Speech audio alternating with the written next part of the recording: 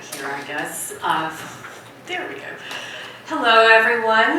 My name is Jan Roberts. I am here today to talk to you about cannabis and its role in mental health.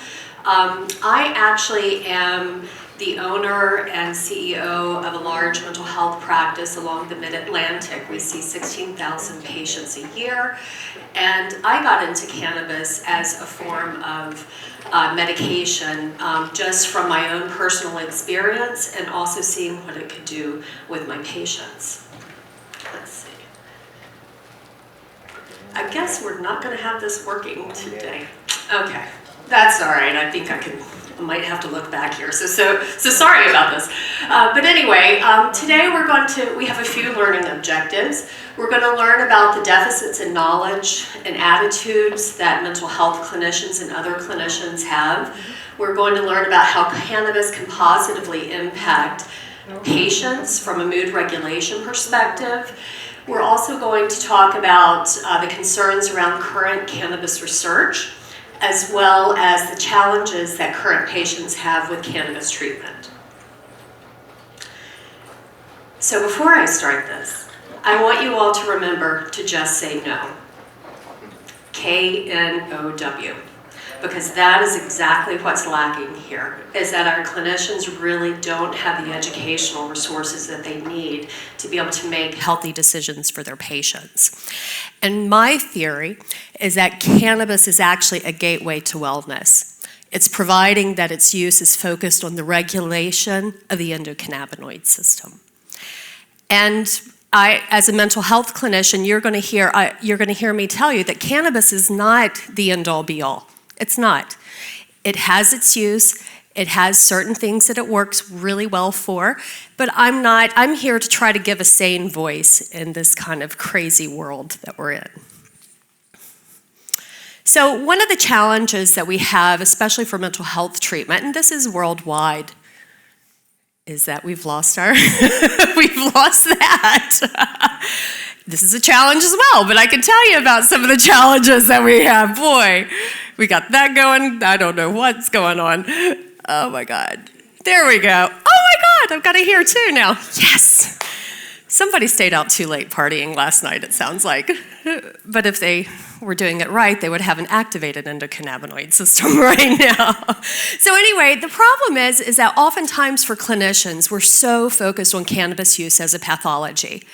And historically, even in my profession, I was taught that cannabis use means that someone is using maladaptive coping skills. And that is not the case. And we're going to talk about that in a moment. So what happens is that all the research that's come out actually, especially in the US, funded by NIDA, which was actually started after Nixon's war on drugs in the 70s. And its sole purpose was to actually provide research about the problematic use of marijuana. And so what's happened is then our clinicians have had all of this data that has really been focused on pathological use and not really healthy use. So this has reinforced this sense that cannabis use is pathology. Patients currently use cannabis. We know that next to pain, patients use cannabis to treat anxiety and depression. Those are the two most common factors that people use cannabis instead of pain, after pain. And we know that a lot of clinicians don't have information about education around the ECS and healthy cannabis use. And I can tell you, even in my experience, my patients really didn't talk a lot about their cannabis use for fear of being judged. And that's a huge issue when we're talking about patient care. We need to be able to have conversations with our patients knowing exactly what's happening. And then one of my biggest issues is that we have this misperception about what cannabis is. It is not one drug. It's a compound. And oftentimes, it's like me telling a patient that, you know what, just try any antidepressant. That's not true.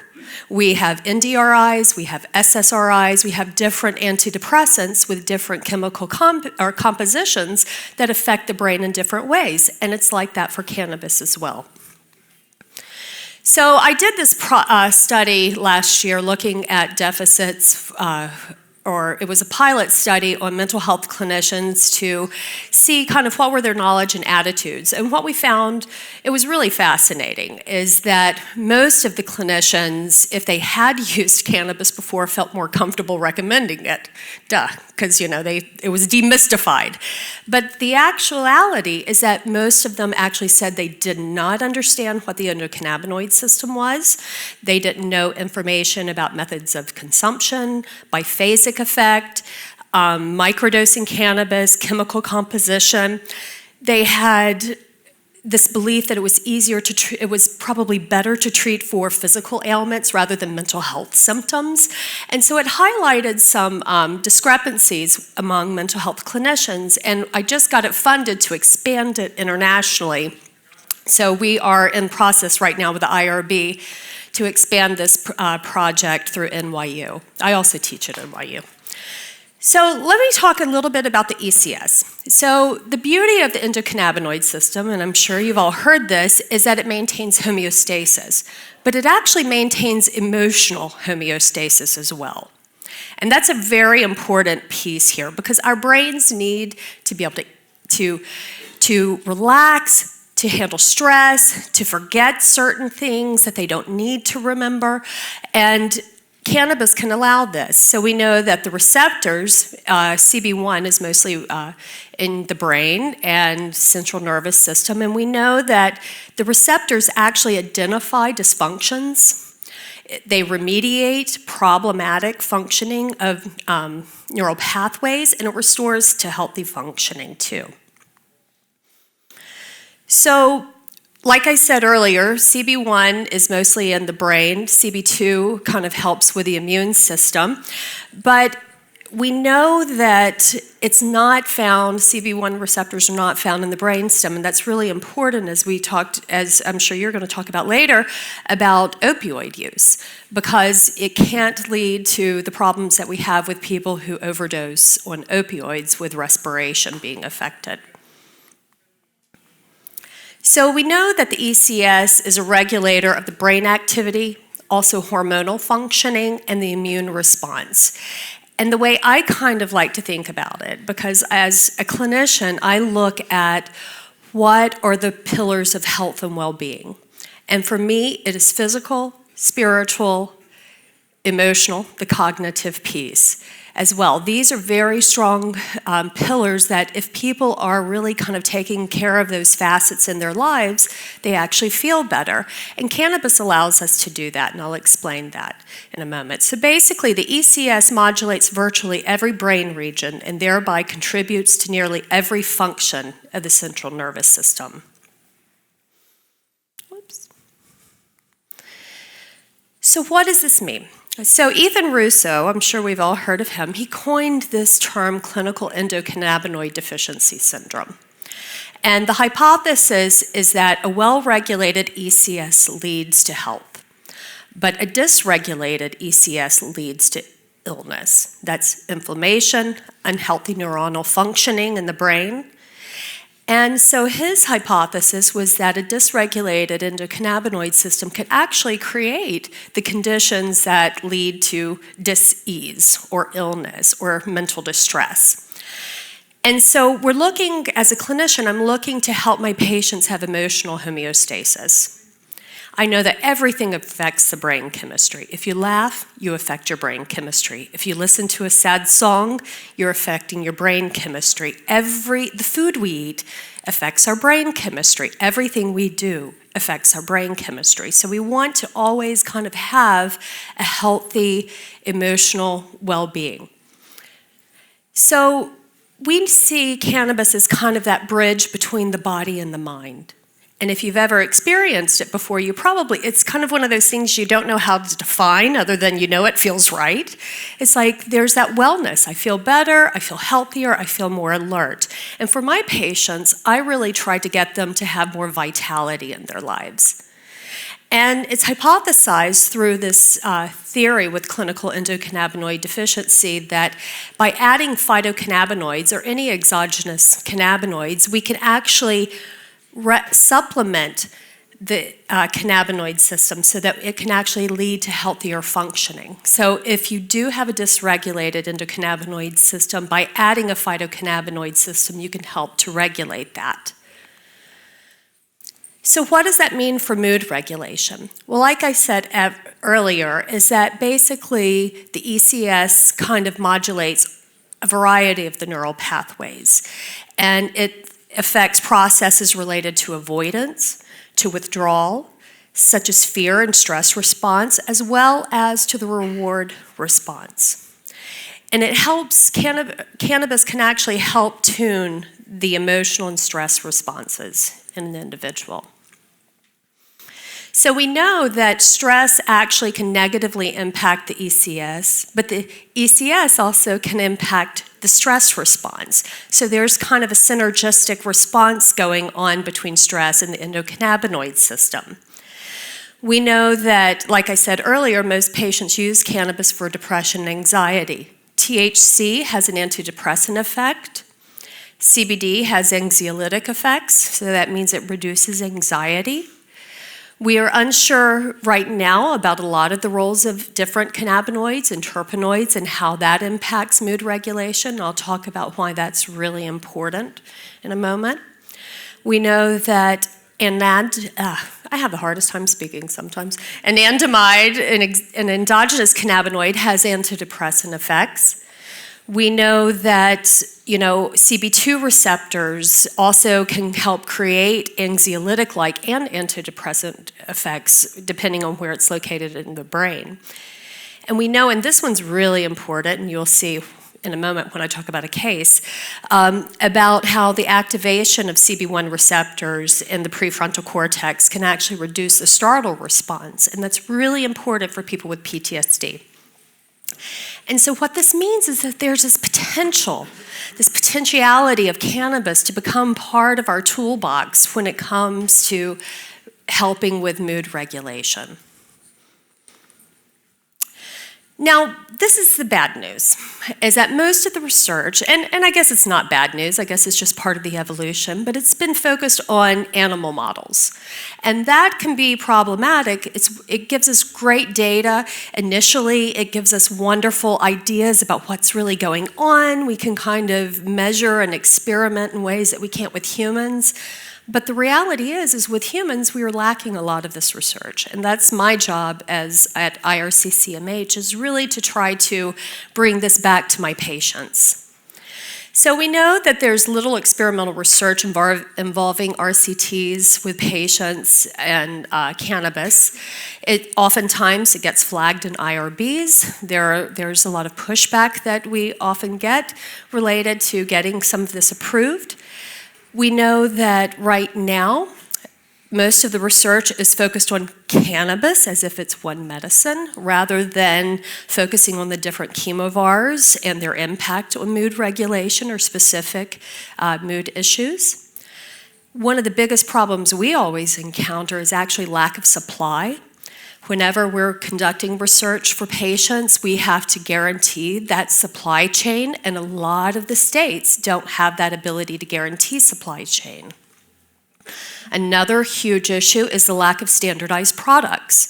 In the US, the way that regulations are, we don't have standardized products across the country.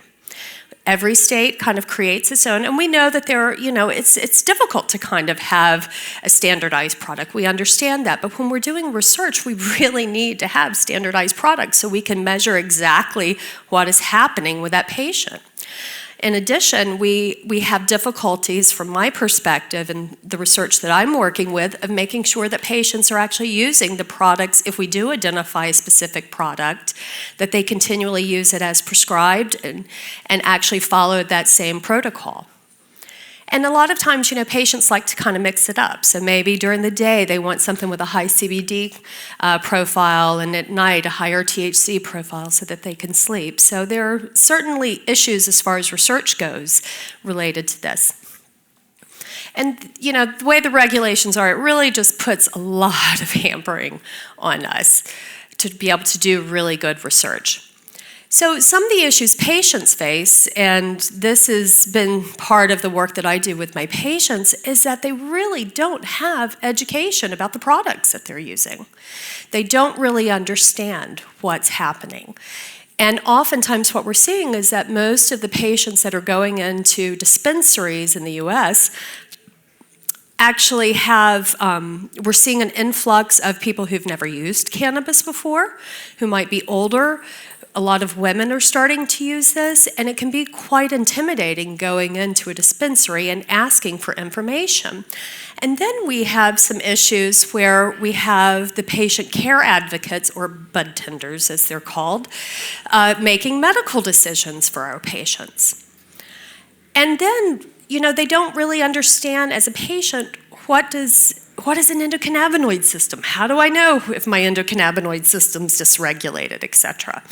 And then again, another issue is that the lack of standardized and safe products. I'll give you a great example here. We actually, based on some research that had come out of Virginia Commonwealth this fall, we at IRCCMH issued a consumer warning, because I can tell you, my mother, who's almost 80 years old, lives in Alabama. She was telling me about her friends buying CBD off of Amazon. As a researcher, I'm like, oh God, please don't, because you don't know what you're getting. And a lot of products have not had the rigorous testing, and I'm not saying all of them, but certain products haven't. And so I always tell my patients, know your source, know that it's coming from a reputable company that has testing, go on the website, read what their testing is. Hopefully, we want to make sure that people have access to safe products. So, for example, this Virginia Commonwealth study actually found that in some of the CBD, vape pens that they had measured, they found contaminants. It was basically counterfeit CBD in some of the products, and some of them also had chemicals in it that were found in K2 and in spice.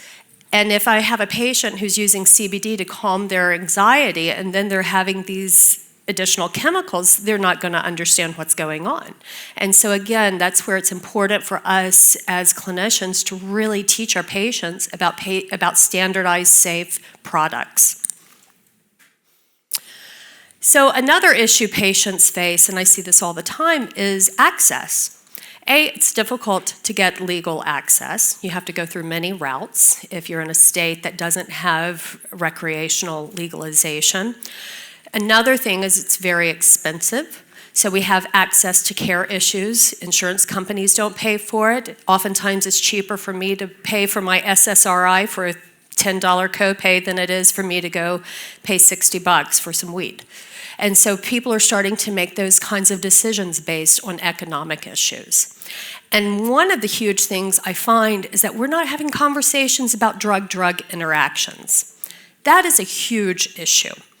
And, I'm a huge proponent of pharmacogenetic testing, because I think we need to be able to see how people metabolize cannabinoids, but also how that's going to impact the other medications that they're on as well. So we know some of the issues for providers are that 9% of medical schools in the US teach about the endocannabinoid system. That is 81% of medical schools do not teach this. Now, for mental health clinicians, I have to tell you that I don't know of any school. In fact, NYU just shut down our course proposal on cannabis and the endocannabinoid system. So I don't know of any school that is wanting to teach this right now. And we, at IRCCMH, this is one of our huge issues, is that my colleague Jehan Marku and I believe wholly in education and advocacy. And I think that we need to be having these conversations at the graduate school level, so that clinicians are prepared to be able to enter into this sphere where cannabis is becoming a viable treatment solution. Again, The issue that cannabis is a compound, you're going to hear me talk a lot about that because that is something we really need to be paying attention to. Because I think that's also going to open the door to conversations around why is it that we're still having the indica sativa debate? Why are we not kind of drilling down what the chemical analysis is of the products that we're telling people that they need to use? And what does the science say and what does it not say? Again, I don't think that cannabis is a panacea for everything. I really don't. I don't think that anything is. I think that what it is a wonderful tool to help regulate people to a state of wellness because we're talking about regulating your endocannabinoid system. And one of the things, too, I think providers miss out on is why do people use cannabis? We want to pathologize things. We don't really look at this from a strengths perspective. I don't know about you, but for me, cannabis feels great. You know, who said euphoria was such a bad thing? That always blows my mind, that that's like a symptom in the DSM-5 that, you know, ooh, or euphoria, you know, like that's a bad thing. But also, what cannabis does is it allows people to socialize. Oftentimes, people feel more creative, more energized, and how do we start to propel that in a strengths-based perspective with our patients? How do we start to let them think of cannabis as a way to activate their life, not to hide from their life? And again, you're going to hear me talk a lot about how cannabis can be used as an adjunct to make people the best them that they can be. So what are some signs of dysregulated endocannabinoid system? This is something I actually talk to my patients about a lot of times. High sensitivity to pain, increased symptoms of anxiety or depression, chronic inflammation. I started using cannabis more regularly. I consider myself fairly healthy. And doctors, I had arthritis. I couldn't move for years. I was in a lot of pain. The doctors wanted to put me on pain medicine, wanted to put me on, you know, arthritis medicine. And I saw what it did to my father. And I was like, no, not doing it. Cannabis saved that. As I started getting into the endocannabinoid system and like, okay, let me regulate my ECS. I don't have these issues anymore.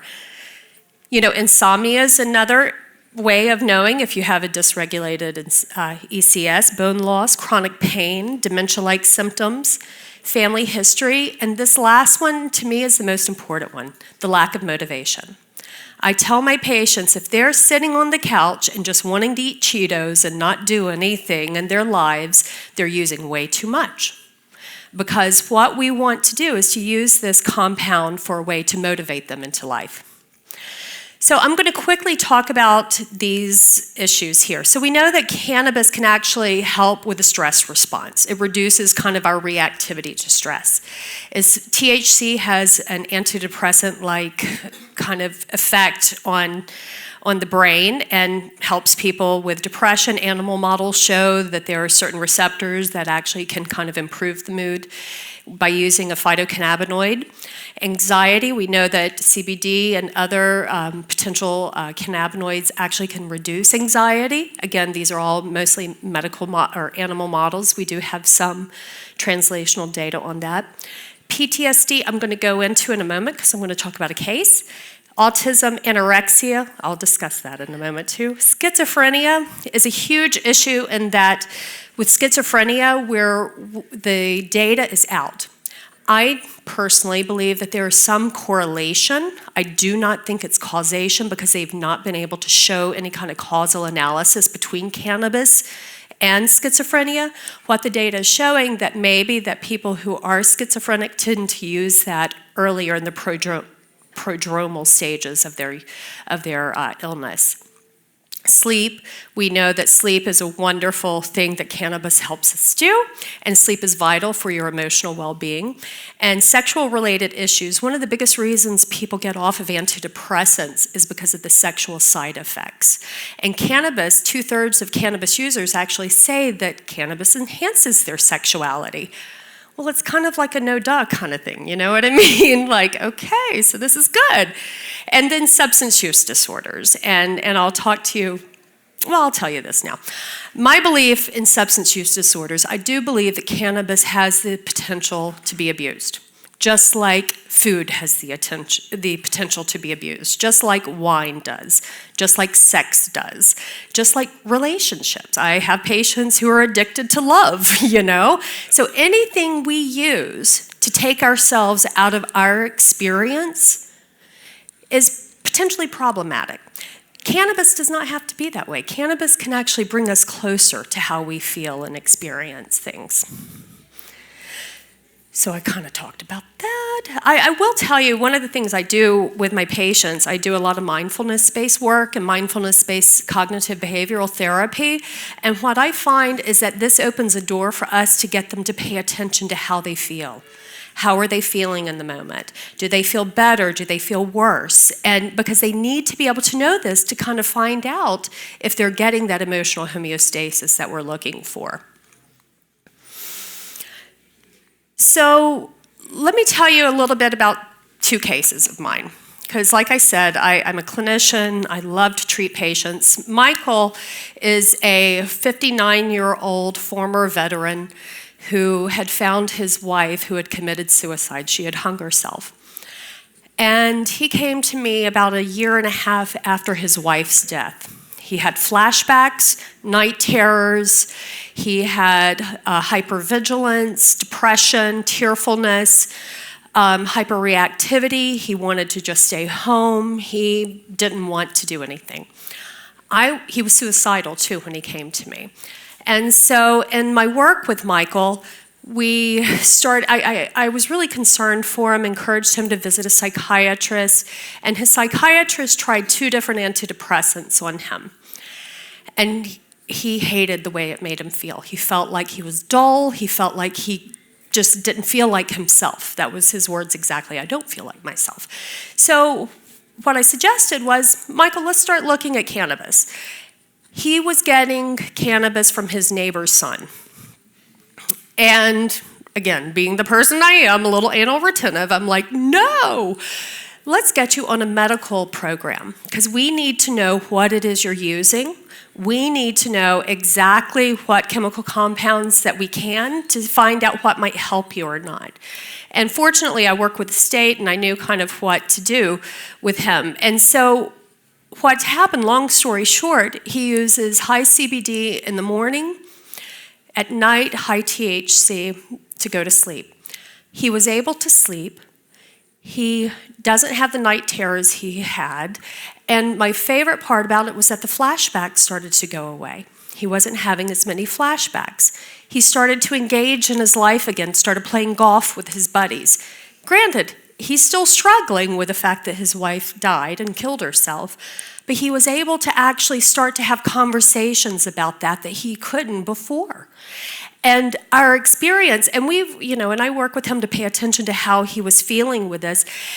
It was amazing, like the person he's becoming. He's starting to say, I'm feeling like myself again. I think it's time for me to go travel. And he has now some goals that he's working on. So cannabis, the experience of this case actually is exactly what the data is telling us. We know that it allows us, like this one where it says the mice bred without CB1 receptors are unable to forget traumatic stimuli. By activating his endocannabinoid system, the flashbacks aren't as strong as they used to be. He needs to be able to forget those visions that he has. And so for PTSD, this product was incredible to help him. And then the last case that I have, her name is Kim, and she had anorexia. Kim is 45 years old, a Caucasian female, married, and she actually had been hospitalized 21 times, had had an eating disorder since she was 12, so 33 years, hospitalized 21 times for her anorexia, one of the sickest anorexic patients that I've had. And with her, her anorexia is not part of a medical qualifying condition. But unfortunately, or fortunately, how you want to look at it, is that she had PTSD, and most people with anorexia do have trauma histories. And she was able to get on cannabis. She was overwhelmed by what happened when she went into a dispensary. Someone was telling her this. She didn't know. She had questions. She felt uncomfortable asking. It didn't feel very friendly to her or welcoming to her. She was highly anxious about this. And what we found was, as she started taking cannabis, she was actually using her Klonopin because the bud tender had recommended this one variety that actually raised her anxiety. So she started taking Klonopin with it. And I'm like, no. And so what we were able to do was to be able to get her on a variety that actually calmed her. And the beauty of it is that she got off of her benzodiazepines and she started gaining weight. And this is the kicker. If you've ever worked with anyone with an eating disorder, they never like the fact that they gain weight. She was okay gaining 30 pounds. She said, I'm feeling pretty good about it. Don't know what's going on, but I feel pretty good. And that was huge. For someone who's treated eating disorders, that was amazing to me. I hope that we can start kind of using cannabis and being very aware of how we can actually help others with that. Thank you.